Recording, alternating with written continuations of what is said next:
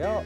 I'm Keith Arthur and I'm just outside Enniskillen, County Fermanagh, Northern Ireland, at the kind invitation of the NITB to do a spot of fishing in what's normally the English close season. We've come to a fine little lake just outside the town itself. There's a lovely ripple on the water, it's beautifully reed fringed, and I think we're in for a spot of good fishing. There's a fish just top there now. It looks like a smashing day. We've got a really nice breeze blowing just into our faces, giving us enough ripple. Should make the fish nice and confident. Benny Ashurst always told me that wind blows bream onto the hook, so we could get a bit of sport. As you can see, we've got reeds fringing the lake, and over there you'll see there's snow on the mountains, and we've even got swallows skimming the lake, so that's a really unusual combination of circumstances. Something I've personally never seen before. Let's hope the fish like it and we can catch a few. I think we'll go and get ourselves set up now and maybe have a go. Right, conditions really look ideal, and I've chosen this particular spot because I've got a good firm standing to put my box down, and I think with this ripple we're going to catch plenty of fish. I'm going to probably be using a waggler today. The water's 7 or 8 foot deep, fairly close in I've been told, and further out it gets deeper, so that might give me an opportunity to use a slider as well. The wagglers I'll be using will be made out of peacock quill. There's undoubtedly the best materials for that. They'll be tapered or inserted into bigger bottoms so that we get under the main drag of the wind and into the flow of the water, which should be going the opposite way. I think I've been told that the stock of the lake mainly is roach. There's some good bream and probably some good hybrids as well, and they go like, well, nothing on earth. There's no chub in Ireland, but believe me, with hybrids you don't need chub. The deeper water further out will probably have some bream. I'll be feeding that with groundbait because it's going to be beyond loose feed range, but closer in on the waggler I'll be concentrating on loose feeding maggots, maybe a few casters. I'll be fishing, because it's early spring, with English style tactics rather than the normal Irish heave them out sort of methods, and same sort of fishing as I'll be doing on a lake of this nature, probably at the start of the season back home in England. Right, let's take my coat off and have a look at a few floats.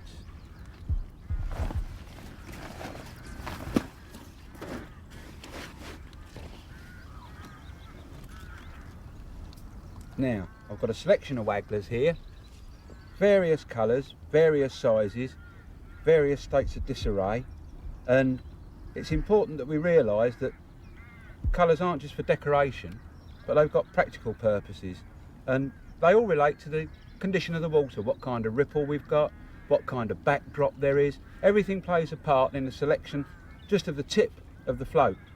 I've got some yellow, red, orange and black, and you'll find that black floats sell worse than every other kind of float. Less people buy black floats than any other kind of colour, but they're the ones most commonly used because every time you get a ripple on the water looks white. The colour that looks best against white's black. It's the easiest one to see. So there are one or two tricks you can do. I mean, if the particular float you want has got an orange top, and on the day you don't want an orange top, I carry a spirit-based magic marker. It's got to be an indelible one, otherwise it won't work. And I just blank out the orange with a touch of magic marker like that, and that'll stay black forever and a day. You can even leave it sometimes if you want a lot sticking out, and the colour keeps altering, and it might today because we've got big clouds and everything, typical spring weather. You can have half orange and half black, and all sorts of combinations really. Because when I make my iron floats I don't take a great deal of care about painting and things. I'm not particularly fussy what they look like. People will spend hours mottling floats. Well, if the paint drops off it gives quite a nice mottled effect, but if I do get a bit fussy I can also touch up the dodgy bits with a magic marker. I've got various kinds of wagglers too to show you, different sorts of inserts, and normally I'd use the shorter inserts, those three there. I tend to use those in river situations where you want the body of your float to pick up the flow, and then the insert is purely for bite indication. Whereas on lakes like we are today, where we've got a definite wind, so there'll be a definite undertow, then you can use something like that, which is a very, very fat piece of peacock quill at the base and a very long, slender insert. And that base will get under the worst part of the wind, and hopefully the float will pick up the flow and go into the wind, because that's what the water's doing underneath, and that's what we've got to try and impersonate, what natural food would be doing under the water. There's also big sturdy looking floats like that. That takes plenty of shot. Cast that a long way. You can use it in deep water in awkward conditions, or some things I'm very proud of. These are just straight peacock quills. They've got a marvellous taper to them, and there's no cutting or splicing, and they're the little spears that actually come out the sides of the tail of the peacock, not those great long flowing things you have to chop up and break and glue together. That's just one ordinary undoctored peacock quill, and that's an absolutely wonderful float for 7 or 8 foot of water when the fish are having it maybe likely to come up in the water and take it on the drop. I like these floats. I've got quite a few of those. Peter Drennan sent me the quills many years ago, and I fiddled about with them, and they're a few that I painted properly so the paint don't come off. As we've got this sort of ripple, I'll be using a black top float, and for the closer in the 7 or 8 foot of water, I'll probably use that great long beast there with this fine insert, long insert, because I won't be trying to hold the bait still on the bottom. It'll be moving along and just holding up and then tripping. I'll be fishing probably a foot over depth, and it'll just trip along quite nicely, and we should pick up some fish like that. The one I'll be using for the slider will probably be this big heavy beast, because it's got to carry a fair bit of shot, so the line can actually drop through the ring down, so the float can come and stop up against the slider knot, which I'll explain to you a bit later on. Now we've had a look at the floats, let me just show you one thing that quite a few of the top anglers use today. They're very simple little things. We call them quick change attachments, and they fit onto the bottom of the float, and you'll notice that there's very rarely an eye on the bottom of any of my floats. Number one, they're very difficult to put in. It's much easier to put in just a tiny bit of 2mm dowel, and onto that the quick change attachment pushes. I always wet my floats first, gives them a better grip. That pushes on there, and any time during the day I've got the wrong float on, I pop it off, put another float in. It's as easy as that. Two kinds. That's the standard sort of rubbery kind that collapses beautifully on the strike if you're fishing with your float fixed. But for the waggler, for the slider rather, so the line can slide through the ring easier, I use that type, which has got half a swivel when it stays still, half a swivel fitted into the bottom, and it's quite a big hole, and the line will slide through that beautifully, letting our float get down into the fishing situation as quick as possible. Right, now let's get tackled up. Right, as you can see, we've got brilliant sunshine at the moment, but I'm not too sure how long it's going to last, as we've got plenty of clouds about too. Now, I've tackled up, and I thought I'd better start explaining some of my tackle and setups to you. The slider rig first. I've got a 13-foot rod made up here, and it's normal carbon fibre construction. It's quite a new model, and it's got a very, very forgiving tip that I can pull right round on with no danger at all of pulling out of a fish, I hope, or my tackle breaking. And it's fully lined rings all the way up, fairly standard practice now, Fuji type rings, and normal cork handle, good grip on the end, and the reel I'm using is one of the finger dab type. Now this works, instead of having to manually open the bail arm, you just push down, release, the bail arm opens on its own. This one in particular is unique, it's the first of its kind. You can actually open the bail arm and close it manually. On the predecessors of this type of reel, you've always had to clonk the handle on, and that was a good way of losing fish. It tended to snatch the line off your finger and maybe bump the fish off the hook, and that doesn't happen with this type of reel. I've got in the habit, in fact, of closing it manually every time, because it does stop the line, especially in windy conditions like we've got today when it's a little bit in your face. It does stop the line going over the roller, which can cause a break as you wind on. Now, the line I'm using is Maxima on the slider rig. It's 2.5 pounds breaking strain, which is a bit heavier than I'd normally use, but I'm using a float that's carrying just over 2 swan shots, so it needs to be fairly strong. I'm using Maxima in particular because it's a very good sinker, and I'll need to get under this ripple and get the line down to where the flow's moving onto the wind, as I explained to you a bit earlier. The float is the one I showed you in the earlier sequence, and I've shotted it starting from the end of my hook link. Hook link's about 14 or 15 inches long, and on the end of the hook link I've got one number 4 shot, one number 6 shot, then about 18 inches above that I've got a number 4, and then 2.5 feet, maybe a yard from there, I've got 4 treble A in a bulk. I don't use swan shot because, unless I need 3 of them, I don't use swan shot in 2s because they're almost as wide as they are long, and it's not very aerodynamic when you cast. It tends to make a bit of a mess sometime of your casting.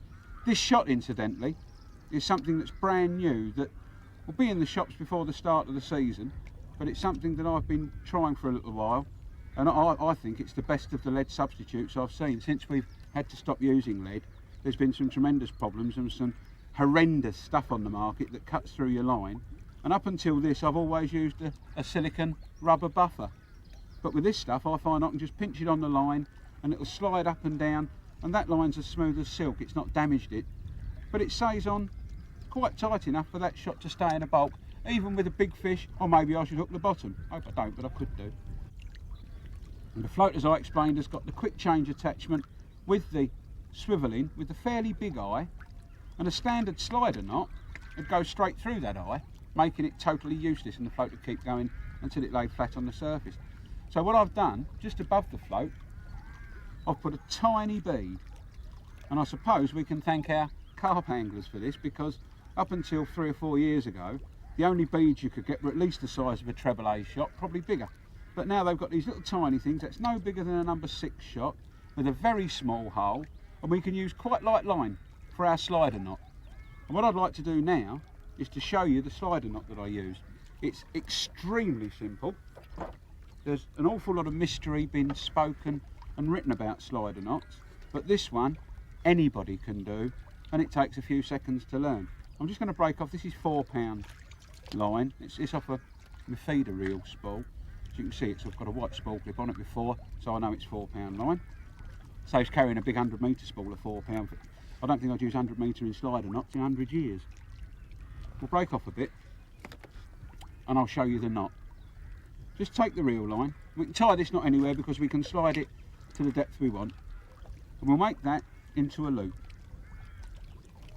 Just an ordinary loop like that, and we'll lay it along the reel line. So we've got the knot there, 2 ends sticking up, and the reel line going along the body of the line, if you like. Then holding all those together, we'll just put one end of the line we're using for our slider, not the 4 pound line, through that loop that incorporates the reel line and the slider knot line. We'll put that through about 5 times, and then, like you should do with all knots when you're knotting nylon monofilament, it should be wet. And as my mouth's nearer than the water, I'm going to lick it. Then we can just pull that up gently. Doesn't have to be particularly tight at the moment because we're going to get the depth organised first. And that's set. The knot's big enough that'll never pass through the eye, the hole in that little swivel. We've got 2 great long ends, about 3 inches long. Now, another problem people have with slider knots, they tend to cut them much too short, and nylon being the characteristics, having the characteristics that it's got, the shorter you make it, the stiffer it gets. Like you get bristles in nylon brooms. If you cut those bristles shorter, they're much stiffer. The longer you make them, they can even turn into paintbrushes.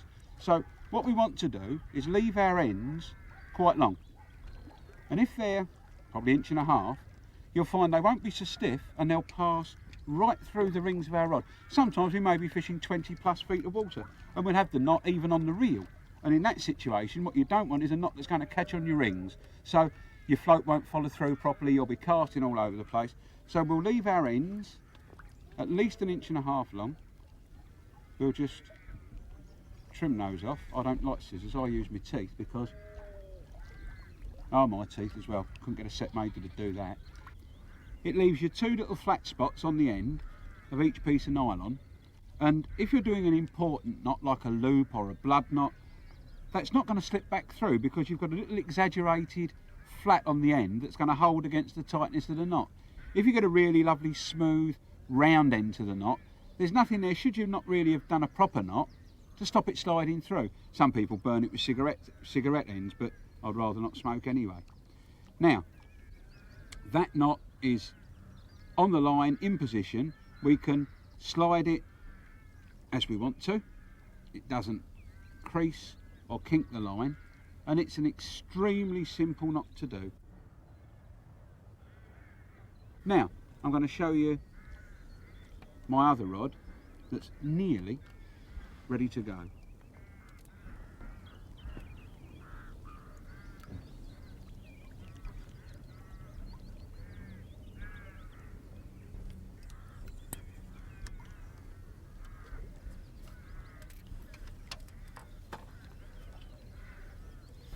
This is another 13-foot rod. In fact, it's absolutely brand new, and you might not even find these in the shops yet. I'm almost field testing it. It's very, very slim, made out of carbon fibre again, but this time using silicon carbide whiskers incorporated in the resin that used to bind the carbon, and a very attractive, I think, braiding around the blank, and that stops the blank twisting when it's under extreme pressure. And these rods, this type of material has been out now for a couple of years, but this is now on a new rod with probably a slightly softer top than they've had before. It bends very easily indeed, and for the closer in sort of work that I'll be doing, I'm using quite light line, quite light hook links, and I think that type of top action is absolutely essential for that kind of fishing. Reel's the same as you've seen before. Very different handle on this rod. Instead of the conventional cork, it's got this simulated rubber material. It's made flat along there to stop any roundness rolling off your arm when you're fishing. That sits snugly under your arm when you're fishing and gives you a perfectly sound, stable base for the butt end of your rod. It's also got these 2 detachable bits on the end, which I'll be leaving on today, but in other situations where I was fishing a stick float and the rod was moving around a bit in front of my body, then they'd be off and in my pocket. The line I'm using on this is Diver High-Tech monofil. It's a floating line, but I've found that with a reasonable chop you can actually get it under the surface of the water and it won't sink like a stone, and that's quite important when you're picking up line from not such deep water with not such a big float. The float itself you've already seen. It's the one that could do with a couple of coats of paint, but it's got plenty of paint on the top end, which is the only bit I'm interested in because it's the only bit I'll be looking at. Right, now I'll tell you about the hooks I'm using today. On my waggler rig, for the fairly close in fishing, I'm using a size 18 Camasan barbless hook. They're chemically sharpened, extremely sharp. In fact, they go in and out your finger without you knowing. And they don't damage the bait either. You can get really perfect presentation of maggots on those. They don't make big holes and let the maggot bust everywhere. And I've tied that to a 1.5 pound breaking strain Diver High-Tech hook monofil, which is a very soft, limp line that's quite buoyant, so it does tend to behave very light under the water. Fish have a habit of blowing onto the bottom when they want to feed, and they tend to take the samples of feed as they rise up off the bottom. And if you're using stiff old heavy nylon, then the bait won't react in a natural way, and it's got to behave really like the samples that are laying around it, and the slight buoyancy of the line counteracts the weight of the hook to a certain extent. On my slider rod, because I'm fishing for bigger fish, hopefully, bream, there's some very big hybrids in this part of the world, sometimes to over 2 pounds, then on that I'm using 2 pound hook length material, and the hook's a size 18 again, but a Camasan forged hook with a very, very small barb, So again, we don't damage the bait too much, but if I'm using something like a worm, the worm won't be able to wriggle off.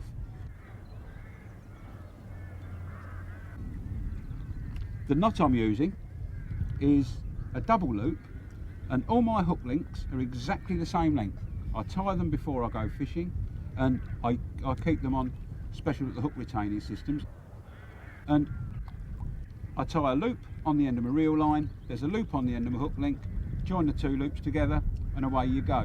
Should I hook the bottom and have to break off and lose my hook, or should the hook get blunt or damaged in any way, I can change that hook link with confidence, knowing it's exactly the same length as its predecessor, and there's never a shot on my hook links. The first shot goes directly above the top loop, so I don't have to worry about the shotting of the float being any different at all or anything like that. Now on this rig you'll notice there's no shot at all. That's because I've not plumbed the depth yet, and I plumb the depth a slightly different way from most people. I'll show you now. Let's find a plummet. Again, non-toxic, and for ease I like to use these great big crocodile mother-in-law plummets, some people call them, because they keep going like that. Now, let some line out. Plummet just snaps shut onto the hook like that. We'll have a stab at the depth and say it's going to be about 6 foot. Get our float to roughly 6 foot. There's no locking shot on the line at all, and this float is now going to have no visible means of support. I'm going to make a simple loop between two fingers, turn it round and put it over the top of the float. It's absolutely dead simple, but I'll show you again. Just take the line, loop it round your fingers and put it over the top of the float. And if you pull it tight, that float stays in position. Now if I'd shotted this float with, it takes about 3 treble A, if I'd shotted this float with a 3 treble A and then put a plummet on the hook, I'm casting 2 weights. Now if you've ever tried casting 2 weights in the same direction, 6 or 7 feet apart at the same time, which undoubtedly you have because that's how most people plumb the depth, you'll know what a problem it is, and you can very rarely get the float where you want it.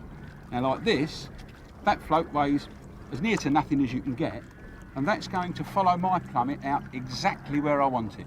I'm going to stand up to do it because it's a little bit easier to have some control. Without disappearing into part of the lock urn,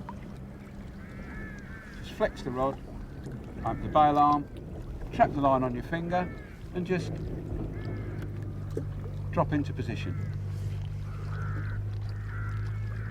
Now you're going to think I've done that before, haven't you? But I've not. That was a guess, and that's absolutely cock on the depth. And we can see there, assuming I'm 6 foot, that's about 7 foot to the top of my float. I'm going to want to be 6 inches probably over depth. So all I do, pull the loop off the top of the float, pull that up 6 inches, don't let go of it, reach down, take any size of shot, doesn't make any difference at all because it's just going to be the top stopper, back to my finger, pinch that on the line, and now I'm ready to shot up. Wind the line in again. I always start when I'm shotting up from the hook end, because as long as I've got enough shot around the float to cast, that'll do me. But I want to know how my bait's going to behave and how the business end of the tackle's really going to work. So I'm going to start from here and just put a small dropper shot there, 2 or 3 small shot here, and then the bulk around the float. And I'm going to start with a small dust shot. These are lead, but they're way under the legal minimum. These are size 9s, which weigh not very much at all. And I'm putting one of those just above the top loop of my hook link where I said, so I know every time exactly how far that is from the hook. That goes on. Then we'll come up to about 1/3, maybe 2/5 of the depth, and that'll be our our main bulk shot to get the bait down towards the bottom quite quickly. And that wants to be about 3 inches longer than the length. That was a good guess, wasn't it? About 3 inches longer than the length of your hook link. So if you should make an iffy cast, or if the wind's a bit in your face, it's unlikely that the hook's going to come up and go around your bulk shot. You don't want that. You don't want your bait 3 foot off the bottom. And I'm going to put a couple of more, probably 3 number 9s on there.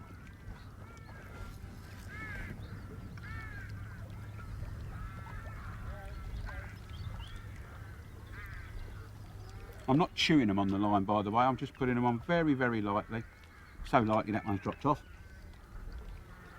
I'll put that one on not quite so lightly. One thing I never do with them, I never ever have them touching, because when you put shot on the line, it's a natural thing to do just to stretch it slightly. As you put it on like that, you tend to stretch the line slightly, and if you put the shot touching, you've stretched the line, and the line wants to shrink back to its normal length. And if you've got 3 or 4 shot together that are touching, as the line returns to its normal shape, it'll form a curve. So when you wind in, that's a nice little vein that sets your hook spinning, sets your bait spinning, and you wind up with a hook link that's that long and that wide. And that's the last thing you want. Now we're just going to clip that one on there. Now we can go to our bulk shot, which is going to be around the float. When you're fishing with a waggler, you want to put at least 3/5, possibly even 3/4 of your bulk shot around your float. That makes it cast a bit like a dart. This reel's just decided to explode. Now, we've already got our stop shot there, so we know how deep it is. Now we're going to take some more of our super duper double cut shot, and we're going to find some treble A's.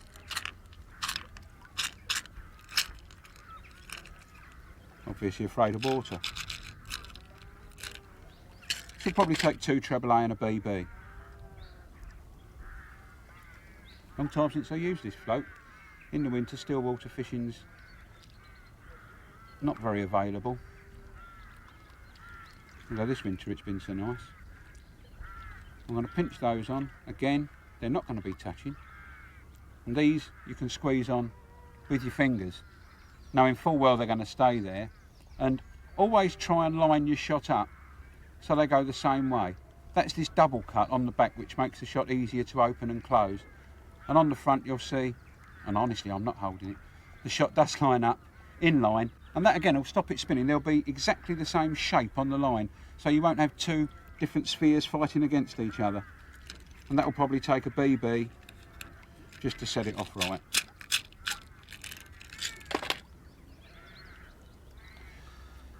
Clip that one on. Done.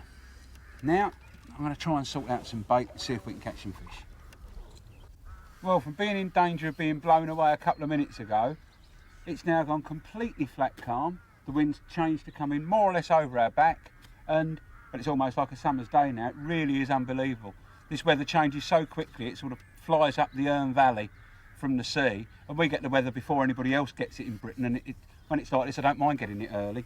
Now, the baits I'm going to be using today, I've got 4 main baits here. First of all, casters, and I'll be loose feeding some of those, and some will be going into some ground bait as well.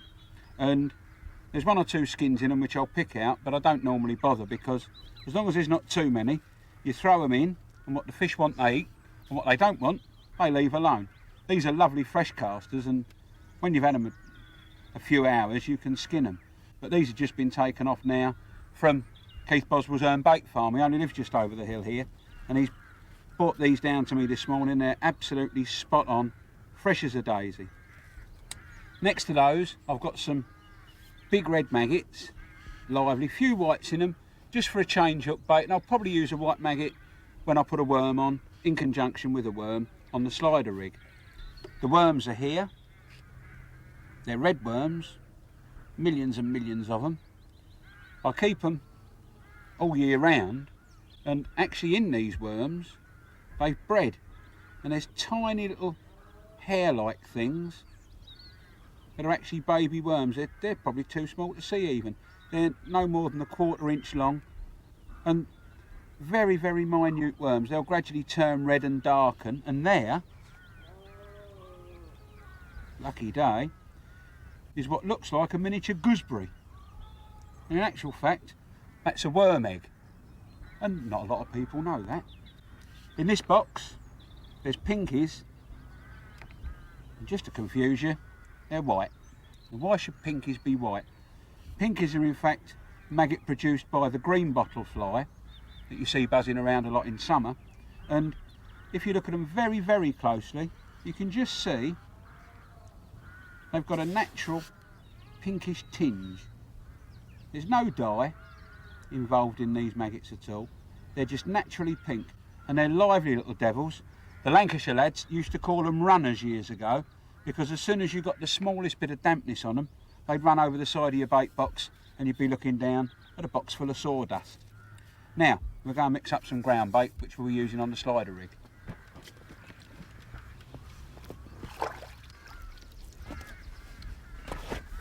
Now, ground baits.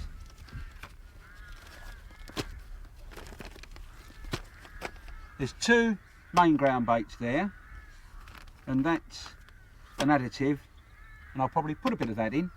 It's called Brassam, which is Belgian and German, I think, for bream, and it's got a lovely coconutty, caramelly sort of smell. And once you've opened the bag, it's the most beautiful air purifier for your car. This is Super Cup, very, very popular ground bait, based mainly on maize and coconut husk. I think there's quite a fair bit of coconut in it, and that's a good active ground bait. It tends to bubble and fizz a lot. Very good for bream, especially smaller skimmer bream, and big ones like it as well. And this is Beat, which is purely Belgian for bait, and it's a very good all-round Stillwater ground bait. It's got all sorts of goodies in it. There's maize again, there's coconut again, all sorts of things, binders, and that will tend to hold this together, the Super Cup, which is slightly coarser. The Beat will bind the Super Cup, and together they should work and fizz away on the bottom, so we can catch some fish on the slider. Now, I'm going to put in that some red dye, because I've found over the years, especially in this part of the world, but on most still waters, red's a good colour, and for almost every species of animal, red is an attractive thing to eat. If you look at all your McDonald's, Wimpy's, Burger Kings, they're all red. They're not very nice to eat, they're still red. And there's a couple of liquid additives I use from time to time, roach and bream attractor.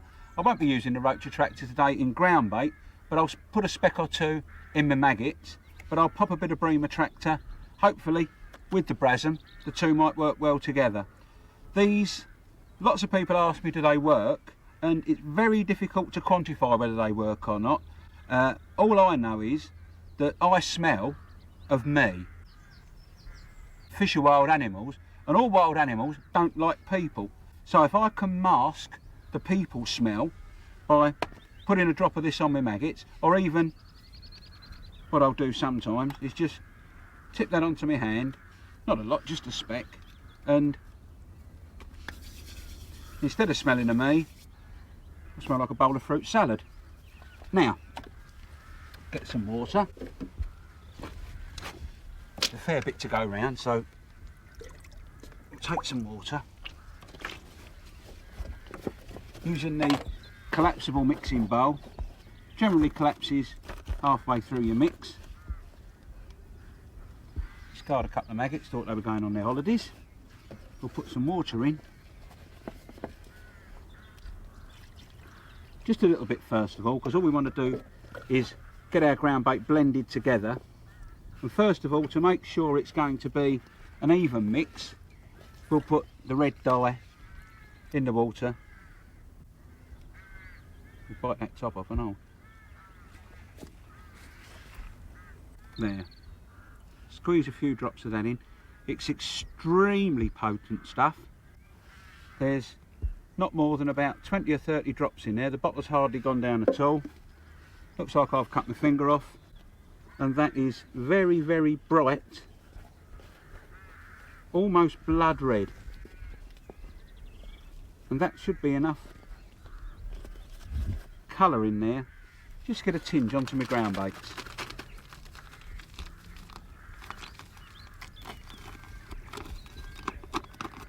Open the tops up. Said I've had some crisps in my time the way I open those packets.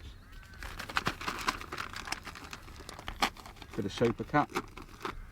About 50-50. It's not particularly important the exact quantities, as long as it's knocked up right.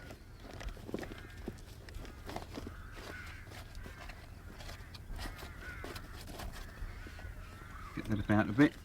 And I'm not going to open this up completely because I'm only going to use a very small amount of this. It's extremely potent, and you don't want half and half of this. You just put a bit in, and that is an absolutely wonderful smell.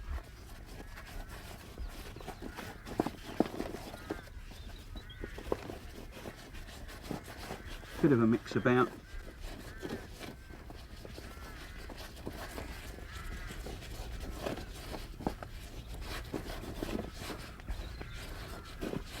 Yeah. That's gone much darker brown than it would be normally because of the red dye, but because the dye is water soluble, as it goes in, little red clouds will come off it and things will start happening quite nicely.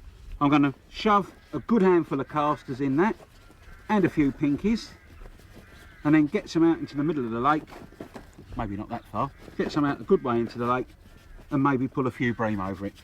Let's get some casters in.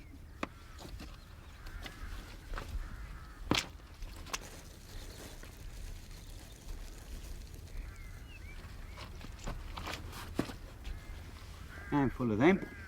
A few pinkies. Won't put too many pinkies in because although they're small, they'll wriggle around, and if you've compressed a ball and you're going to throw it in, they wriggle about, they can break it up and it can fly apart in mid-air. That's my excuse, and I'm sticking to it.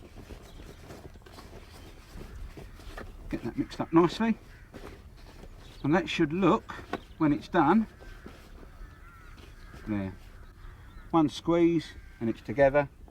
But as that hits the water, the pressure of it hitting the water will probably break it apart, and that'll just sink. It's not 50 foot deep. We're fishing in, having plumbed up, probably 11 feet of water, and by the time that gets to the bottom, instead of being a ball, that'll be a carpet, a cloud of crumbs that will form a carpet on the bottom with casters and a few pinkies wriggling around in it for the fish to have a good old scoff on.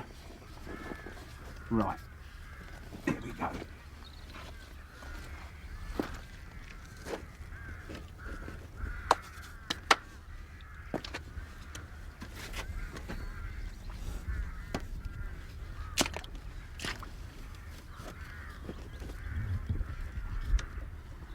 I'll put that just down there for a second. You'll see, you've probably seen them laying around for ages, I've got two distinctly different catapults. The blue one with blue elastic, I like the colours, don't leave them around so easy. Green elastic, green catapults means lots of catapults left on the bank. Blue, red, you see them quite easily, don't get lost in the grass. This is double-walled silicone elastic, ordinary plastic frame. The elastic pushes on to little nylon bushes there, and because of that, should the elastic break, you've not got to mess around with toggles, cable ties or anything, just push the next bit back on. Won't fire around corners if one's shorter than the other. And that's a loose feed catapult, just pop a few casters or maggots or pinkies in there, grip the mesh just above the bait. Look, we're going to fire it, and a good tip, hold the catapult upside down and fire, and you should find that that doesn't come back and clay out your hand. Many years ago when we used solid rubber pouches and even plastic, I've used the top of aerosol cans as a pouch when you couldn't buy specialist items like this, and I've gone home with black and blue knuckles. We used to call it catty rash, and that'll fire maggots, pinkies, casters, anything upside down, let it go. and they've probably gone 20 yards out into the lake, about 5 yards past where I wanted them. Now this one, this goes under the wonderful name of Whopper Dropper, and much more substantial metal frame, moulded hand grip, so your fingers sit nicely in there. You've got a really good grip on it. Different construction here, because when we're using ground bait we're generally fishing quite a bit further out, so we want to get plenty of oomph into it. You too can have a body like mine. And there we've got a solid plastic cup that will take a ball of ground bait or a sausage of ground bait. I'll explain that why in a second. It'll take a sausage of ground bait and not crush it and break it as you fire out. If you use an ordinary cup, as you pull the elastic back, the cup will contract, squeeze the ball. As you let go, ground bait in all directions except the way you want it. Now, the sausage of ground bait is because although it doesn't collapse completely around it, as you pull the elastic back, it does contract. I'll try and make that even a bit clearer for you. You see, really under full pressure, that's gone into a, can't describe it any better than the sausage shape. But if we take our ground bait, try and keep some in the bowl, take a bit of ground bait, pick a bit up. When you squeeze it, it comes out of your hand, more or less a sausage shape, and that will go in the catapult and very likely do exactly what I said it won't, scatter in all directions all the way across the lake. Let's have a look. Get the catapult the right way round. Pop him in there like that, and just out we go. 3 bits at a rod length and a half, the main bit 6 rod lengths. But you get the idea, don't you? Normally when I put ground bait in there, before I put it in, I just give my hands a little moisten. That puts a sort of skin on the outside edge of the ground bait, stops it flying apart. That was just a simple demonstration anyway. Now, you'll notice that I seem to be sitting on a space module ready for takeoff. Now, I'm completely surrounded by tackle, but everything is in the correct, for me, functional place. I can't reach my ground bait because it's down there, but I'll explain where that's going to go in a second. I've got my keep net bang in front of me. As I catch a fish, if it's small enough to swing, I'll swing it out. If it drops off a foot before my hand, it'll go into the keep net. If it's big enough to require the landing net, that's balanced on top of the keep net, not in the way of anything else, and I can just slide that out. No drama at all, under the fish. Thank you very much. I've got my bait reasonably well laid out on a tray. Everything's to hand, I can see what I want. A little bit of sundry items of tackle can go on there as well. Both catapults. Smaller items of tackle that I use during the day, shot, because you do want to alter your shotting now and again. There's plummets, micro shot, all the little bits and pieces. Pair of scissors, don't use it for cutting line, I use it for cutting silicone tubing. Disgorgers, all the bits and bobs you need, that's all in that tray there that pulls out from the side of the box. The main disgorger is behind my ear hole. Many years ago I saw a magazine photo of Kenny Giles, and behind his left ear he had his disgorger, and I used to keep mine on a bit of string round my neck, and as I fired my catapult out, every now and again I'd catch it. It'd go up in the air, come down, hit me on the head, be a general blooming nuisance. So looking at Kenny Giles, he's a very, very sensible fella indeed. If he's got his disgorger behind his ear, there's a very good reason for it. And since I've put mine there, I've found it can't be faulted. The ear's always there, I know exactly where it is. I can catch a fish like that. Disgorger, thank you very much. Ideal place for it. All the other bits and pieces there. Round the other side I've got a tray that actually clips onto the side. It will come off if I pull it. In there I've got all my hook retaining systems, the different kinds of hooks I've told you about, different bits of hook link monofill, spare packets of hooks, even a bit of line grease. Should I want the line to specifically float, I can just put this. I always try and unscrew that lid, and I know it don't unscrew. I can just spread a bit of that onto a bit of cloth, onto my towel, wipe that onto the line, and that'll float for hours on end. Right, that is a pole feeding cup. Clips on the top of the pole, bait goes in there, tip it upside down. Not fishing with a pole today, but they're in the odds and bits tray anyway. That goes back on the side. Now we've sorted that out. As you see, the net's perfectly positioned in front of me so the fish go in, and I've made sure that it's straight out into the lake so there's plenty of room for the fish to swim around in. Hopefully we're going to catch a nice lot, so they'll need plenty of room to swim in. Let's start fishing. Now it's time to do some fishing. What I intend to do first of all, I'm going to put my slider out where I've plumbed the depth. Found it to be 11 or 12 foot. A lot of people wouldn't use a slider in those sort of depths, but I've found, especially in still water, once you get over 8 feet, a slider works that much more efficiently. So I've set one up today. I'm just going to put 2 maggots on. They seem to catch about anything that swims, and with any luck on this slider rig, we'll catch a bream or 2. And I'm going to cast, you'll notice when I cast that it's as near as possible a straight movement like that. If you start your rod off straight, the chances are everything in front of it will go straight. So let's just pop it out into the water and get a little bit of feed in. Now I'm going to sink the line, just put the rod under, sharply lift it. That's got it all under. And you'll also notice I don't use a rod rest. I don't see why you need one when you've got your bum. Now, a couple of small balls of ground bait, because I don't think we've had such terrible weather just lately. I don't think we're going to get that many fish. So we'll just put 2 small balls out and see what happens.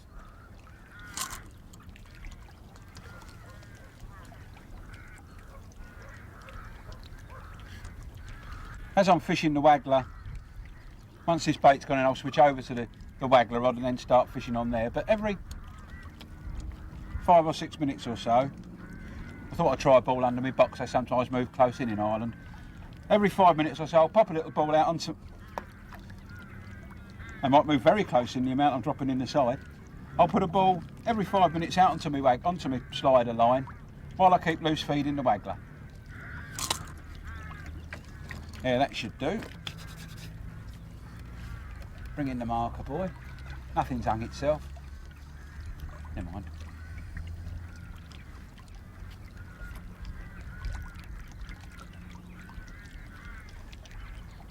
Don't think there's that many fish out there. Maggot never even looks scared.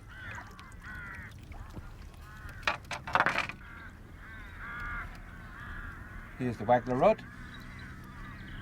And with this we're going to fish a bit closer in. Just loose feeding to start. And again, it's going to be maggots on the hook. 2 of red. And I'm going to loose feed casters to start. And if I catch a fish or 2, I'll switch to them on the hook. Now because I'm not fishing so far out, this time instead of casting overhead, where range is what we're looking for, this time I'm just going to put the float out with a sideways action. It's a much neater cast, and because there might be 1 or 2 fish coming up in the water, I can lay the tackle out smoothly on the water so the bait will fall at a much gentler rate. That's just sideways swing and put out. I'll just wind in and do that once more. Hold just above the hook. It's a barbless one, so I don't mind it going on my finger. Hold it like that and swing out. And then I'm going to sink the line. And I'd sink the line, put the rod under and lift up. Every bit of line sunk. Now I do it like that. Most people will cast out much further than they want to fish, put the rod under and then frantically wind in. There's several good reasons not to do that. One is, very occasionally, the line will catch round your bail roller there. And if it does, as soon as you turn the handle, the line breaks. Then you've got to tackle up again. Big waste of time. Secondly, you've got to cast further than you want to. Now, if you're fishing fairly close to the far bank of a river, and you want your float to stay over there, you can't cast much too far because you'll be catching sheep instead of fish. So, with this method, you don't move the float very much at all. And I'll just go through it once more.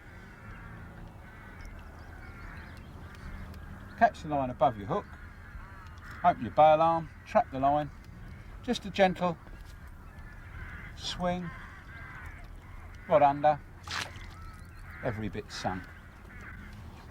Now rod goes back into the God-given rod rest. No more than 15 or 18 casters in the Catapult.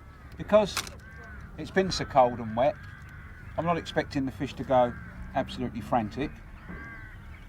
We'll drop a few just downwind of the float because, as I explained, the tow will be going into the wind and those casters will probably move slightly from my left towards the right and, with any luck, land somewhere near the baited hook. Now, as you saw when I plumbed, we're about 7 foot deep. I'm fishing 7 foot deep, which is 8 or 9 inches over depth. I'm doing that to keep the float still so it won't get dragged about by the tow or the wind too much. And any fish mooching along, they're not going to be swimming about ravenous. They might be up in the water because it's turned into such a pleasant day that the water temperature is going to be rising, and that can encourage fish to come up to the surface. There's also an enormous hatch of flies everywhere you look. As soon as the wind dies, there's flies everywhere, all over the lake. And there's even been the odd fish pimping, taking them just off the surface. Now, if they are going to come up in the water, I'm going to be ready for them. The fish I expect to catch on the waggler more than likely will be roach, although hybrids have been known to come in on a bit of loose feed before now. But out further where I've put a bit of ground bait, it's more likely to be bream, maybe skimmers. There's perch everywhere, we could catch a perch or two. It's just a case of wait and see. While we're fishing, from time to time, I'll fiddle about with the depth a bit. I might go a bit shallower to get it to run along. I'm just going to go a little bit deeper now because although I adjusted it to be about a foot over depth, that one number 8 shot I've got down wasn't holding it still. So I'll put about another 9 inches on the depth. And if it doesn't hold this time, because I didn't put one big shot as a bulk, I've got several smaller ones. I can move one of these number 8s down and stop it about an inch and a half above the other one, and those two weights together will work much more efficiently than one great big one. The bait will sink slower and the two small weights seem to grip better than one. One thing that always amazes me when I watch people fishing, they've got Lord knows how many pints of maggots, and if they wind in and their maggot's not chewed, they don't change it. Now, it's not as if we're short of bait every time we go out. I'll guarantee you'll take bait home more often than you run out of it, and I don't see why every cast you can't just put a new maggot or two on. Hardly wasteful. Right, line sunk. As we put a couple of dozen out last time, we'll keep it to 7 or 8 this time. Just pop them out near the float. We'll probably have to wait a few minutes before we get much in the way of action. Although when it's a day like this, in surroundings like this, you don't really mind waiting. Catching fish can be secondary to having a good day. The black tip's showing up quite nicely. Although the water's a bit occluded now, the sun's moved round ever so slightly since I tackled up, and with some trees that we've got on the other bank, they're casting a bit of shadow, but it's still very, very clear, and I've got a good 1.5 inches stuck out because another thing I've noticed about these Irish fish, they don't mind while you're letting they don't mind holding on for a while and letting the bite develop. The problem is if you don't give them a chance, you can strike too early, and a lost fish can mean a lost shoal. I've seen that happen too many times. Now that float is just moving a little bit, so I'm going to put one of those number 8s down to join its brother. I know it wasn't a bite because there wasn't a fish there when I strapped. There. I'll just stop that. That's about 1.5 inches. Put some fresh maggots on. They don't like being in the cold water too much, maggots, either. In this conditions like this, where it's still early spring, although it is a nice pleasant day now. Loads and loads of rain yesterday. Snow on the mountain tops, as we showed you earlier, and I think with the water as cold as it is. Go overhead that time. Wind's picked up just a bit. Sink the line.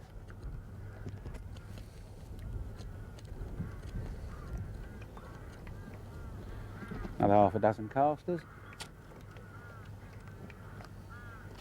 I'm getting good at this. Right, now a nice little blow. It's going to be a bit disappointing when I do catch a fish. It's going to break the tranquility up a bit. It's lovely here, you get nothing in the way of aeroplanes. Quite a few birds, there's some seagulls hovering around now. Hope it's not Bozzy's casters. If I say they're floaters, he'll bash me up. There's another fish just moved over there a bit further. Oh, there we go. It weren't much of a bite, the float just moved along a bit like it does sometimes when you get this sort of, and I'll tell you what, it's not a roach either. Like you're getting these sort of flow conditions. It's not having a right go, but it's definitely bigger than a roach. It's not thumping its head like a bream either. Might get the needle in a minute now it's coming close.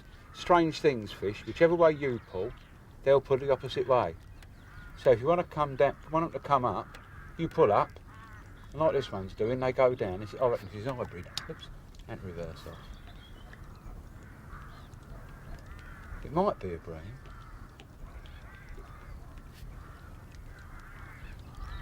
Go on, my son. Come to daddy. Come to daddy. I don't mind doing this all day, I can tell you. All that about waiting for a bite can be part of the fun. It ain't as much fun as this. The line's having a little sing now and they're getting. I'll tell you what, they see these rocks and they don't want to come home at all. Can't go too mad because I said I'm fishing a more conventional English tackle. If I was fishing at home and had a fish like this in a match, the old pump would be going 19 to the dozen.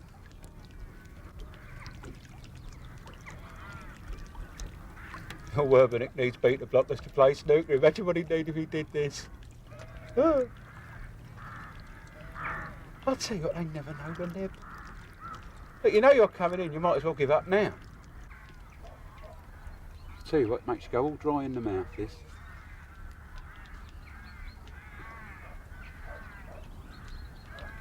Oh, oh. I don't know where they get it from. Must be something in these maggots.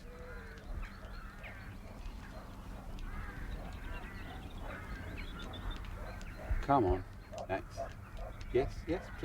Look at that swirl.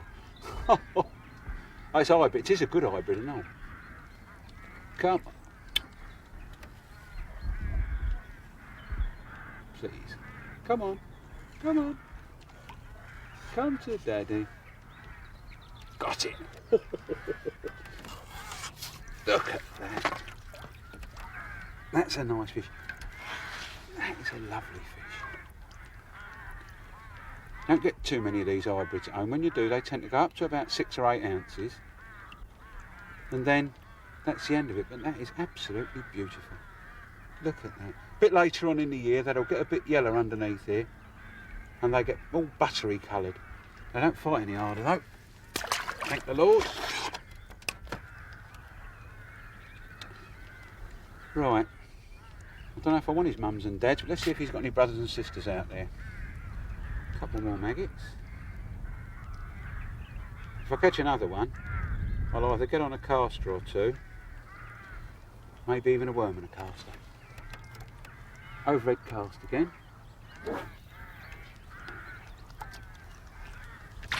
Sink the line.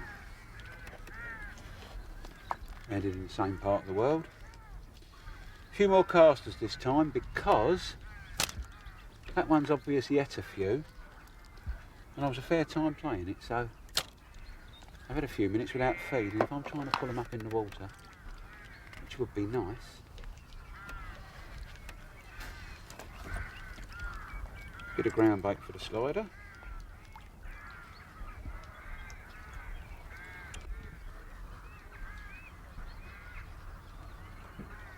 Although that one's come quicker than I expected. Good hope. Right, let's see what we're about. Right, let's have one. See if his brother is there. I'm just going to pop a bit more ground bait out onto my slider line. Keep that interested because I reckon there might be a bream or two around now. Oh! Beep, beep, beep, beep. Missed that one. Oh, it's absolutely mashed those maggots. Look at that. Never mind. That shows there's still one there and it's hungry. I'll tell you what, I think I'll leave that there. I never like to empty a swimmer feeding fish.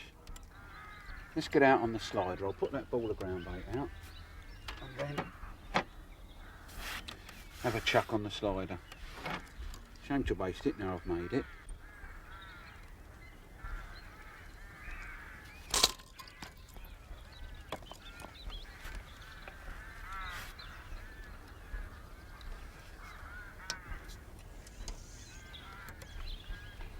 I think I'll put a worm and a cast on out there. I'm that confident having caught that one. I want a nice little worm because it's not very warm. And I always reckon the smaller the worm, the bigger the brain. Ooh, look at that one.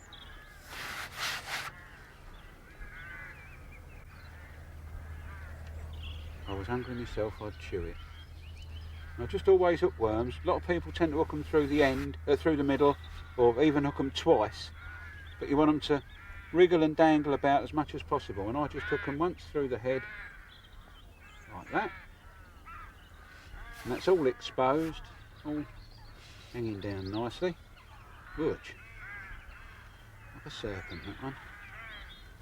And a caster on beside it. Two functions. First of all, I think fish like cocktail baits. I sometimes think they take the caster because they think the worm's eating it or vice versa. And secondly, it stops the worm from flying off in the cast. Now let's get out there and see what's happening. Straight through. There we go. A bit more violent, a bit more line to sink. Have a little ball out, just keep them happy.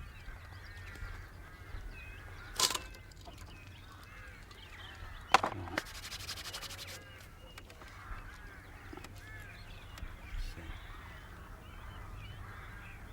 That black top's just losing a bit slightly now. I might have to do another trick in a minute and make it red or yellow. I think I'll do that now. I've got some fluorescent silicone rubber. Look at that. You'll be able to see that, don't you? Chew a bit off.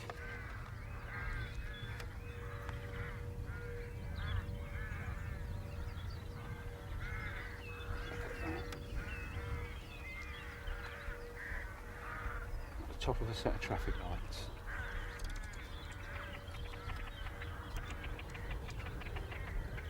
There we go.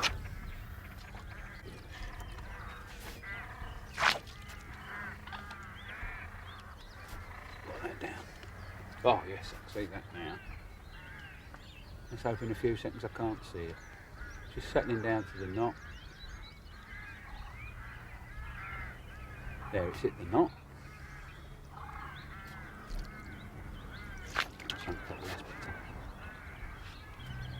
It's nasty little skating wind. It just sometimes picks your line up and stops you sinking it first go. Just have to persuade it to go again, but I'm not a believer in putting detergent or all sorts of nastiness like that on the line. After all, I wouldn't be expected to put fairy liquid or anything on me bait. I'm certainly not going to put it on something that finishes up 2 foot from me bait.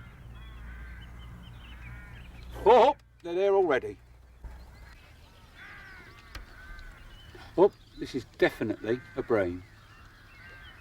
It's just thumped its head, and when a bream thumps its head, there's nothing that thumps its head like a bream. I don't know how big it is, it could be anything from £1 to 4, but it's had a good thump,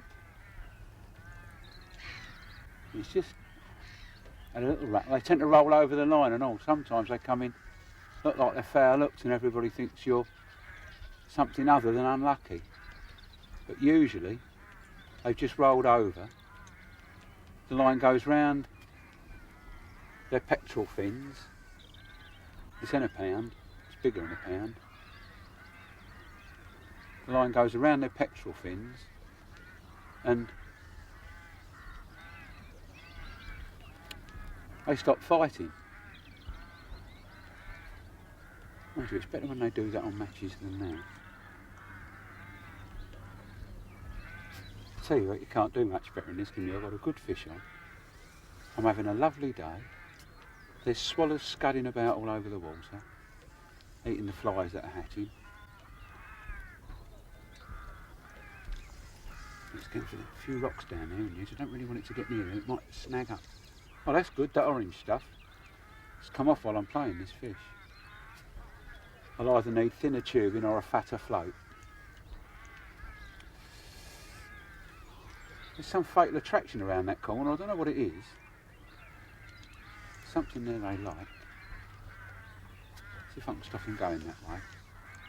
They tend to pull in the opposite way to the way you pull.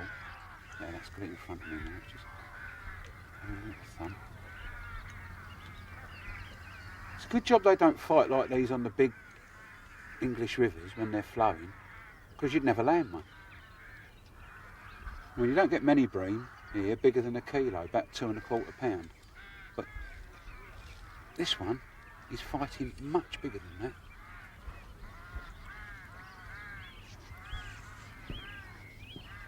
I can't remember the last time I had a bream that took line. Come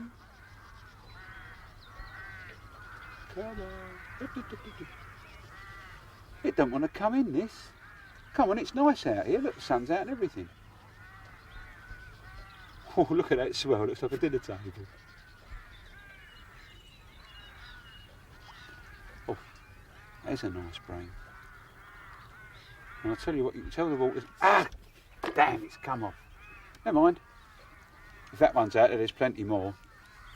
Let's get out there as quick as I can and catch another one. It's the time when all the small worms disappear. There we are.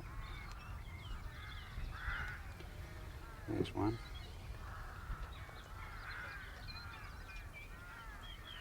Put that on. The lighter coloured caster on.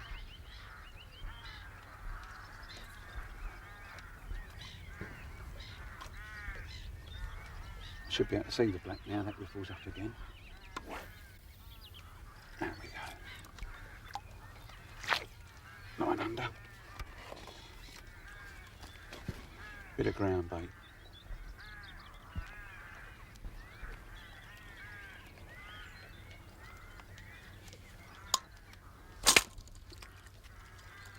That's fed every one of the 6 counties. Let's put another ball out. Some few pinkies, I think, just breaking it up a bit. He said with a funny look on his face. Good. Right. Now I mean it, now I've got the needle. I'm going to land the next one.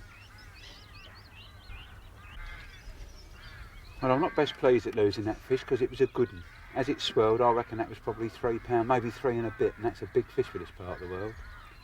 Still, that one's there, there's going to be some more. I'm just going to pop a few casters on my loose feed line, because if I've messed it up, although I've lost it down in the side, I don't think it'll affect the shoal to any great extent, because they're going to be, they're there. Yep, this is another bream.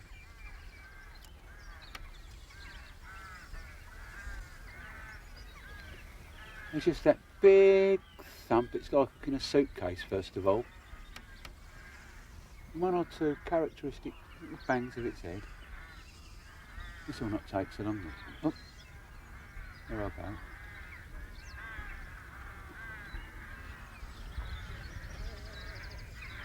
It's a bit of a shelf here close in, and they're tending to come in under it and just mess about there. And there is definitely something around that corner they like. If I knew what it was, I'd put it on the ground bait.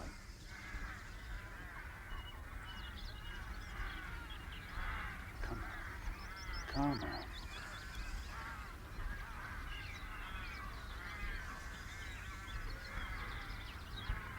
If I lose this one, I won't tell you what I'll do, because you won't be seeing it. There'll be lots of rather short words associated with it. Come on, come on. Here he is. Oh, oh, oh, oh, oh, oh, oh. Lochern Bream numero uno.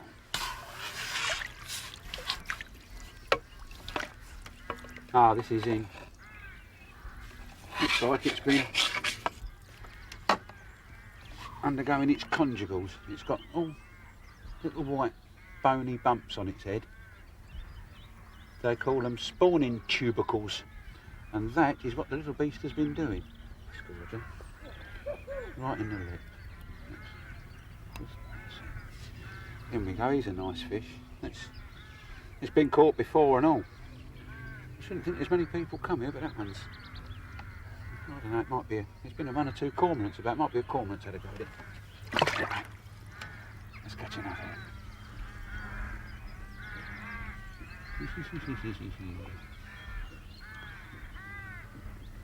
Tiddly widdly worm.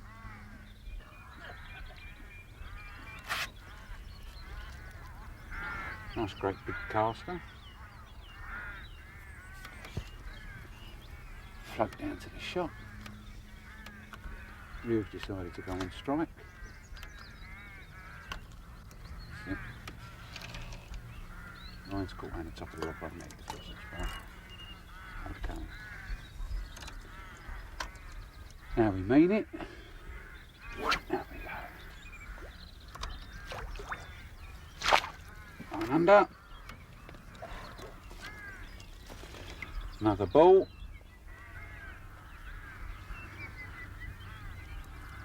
It's just drying out slightly this, never mind. Another ball. Perfect. There's some more casters on the loose feed line. Away we go.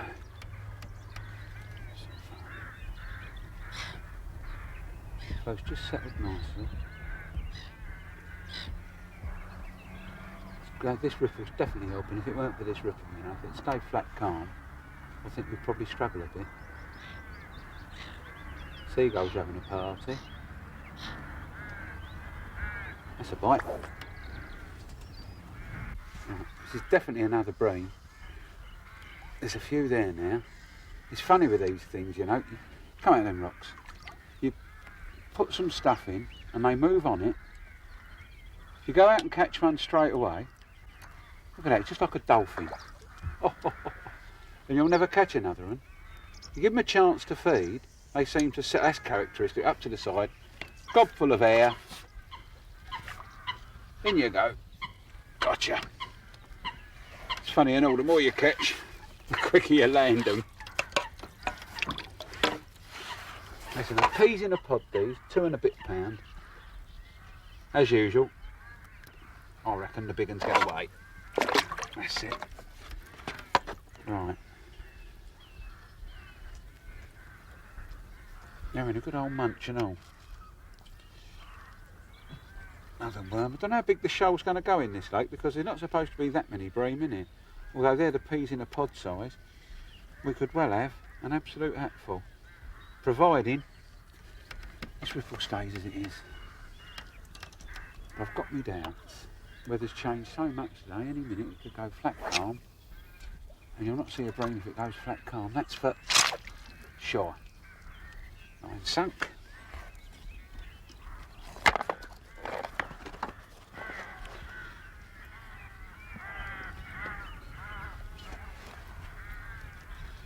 Another ball of stuff. I don't want too much. I think if I'd have filled it in, I might not have caught at all. Good hope. Bit of loose stuff down the side.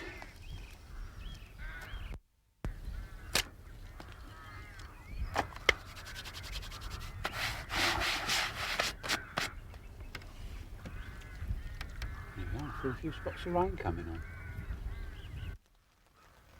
Someone on the other side of the lake's got brilliant sunshine. I'm not going to pack up, I don't think it will last long, there's not too much up there.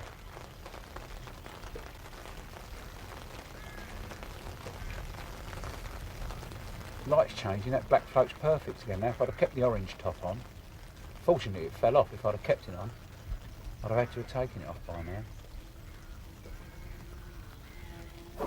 That was a quicker bite. It's not much, that's for sure. Oh, I don't believe this. It's not a particularly big fish. It swam straight in and it's gone into a snag. No, it's not. Tried different angles. I didn't know that was it. It's either gone under a rock or there's a bit of weed that I can't see. The water's a bit coloured with all the rain we've had. This is another good reason for using lighter hook lengths. I'm just going to slacken off for a second. Sometimes they'll swim out on their own.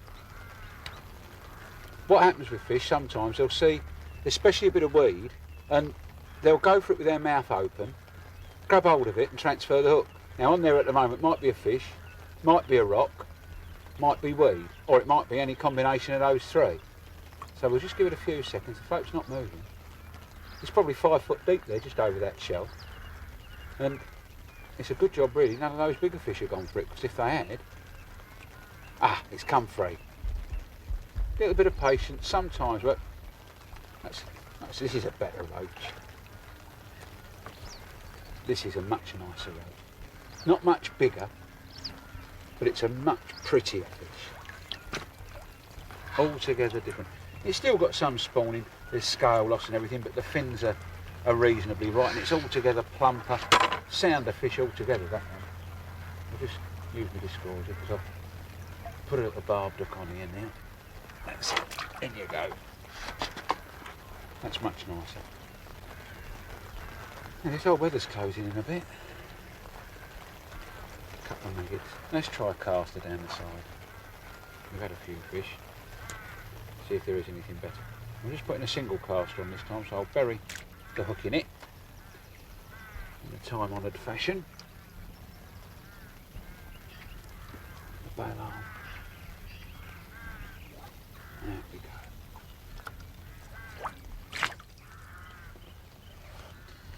It does happen. Pinkies absolutely everywhere. It does happen sometimes as you get a change in the weather like we've just had. It's gone absolutely flat calm. The temperature's dropped. Again, there's flies hatching everywhere. We've got swallows buzzing about all over the place. It looks really nice. But I'm afraid that we might not get too much more action, which will be a shame because I've had an absolutely brilliant day. It's so much better than sitting at home not going fishing, paper in the bathroom and all that nonsense. I'd much rather come here and let someone from the tourist board go and do my decorating. I'm sure they'd be better at it than I am. Probably enjoy it more and all.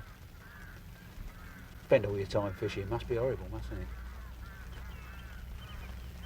I've had a look at a bit of waggler fishing, fairly straightforward stuff that you'd do day in, day out on Stillwater. We've done some slider fishing, and that's, I think, quite interesting because it's not every day you get to do it, and it's not something you can really learn from a book. I've slided quite a few places in my time that there's some excellent slider venues that people now tend to chuck a feeder out. Feeder in so easy. But there's nothing like seeing that little float do its little dance and disappear down the hole before you strike. We've caught some fish, that's for sure. I've got, I don't know, 16, 17 pound probably, 1 or 2 roach, a couple of bream, some hybrids. As I said before, it's something you don't get very many hybrids at home. When you do, they very rarely go over £1, and some of these fish are getting on for £2, I should imagine. And all in all, I think it's been an absolutely brilliant day. I hope you've enjoyed it as well.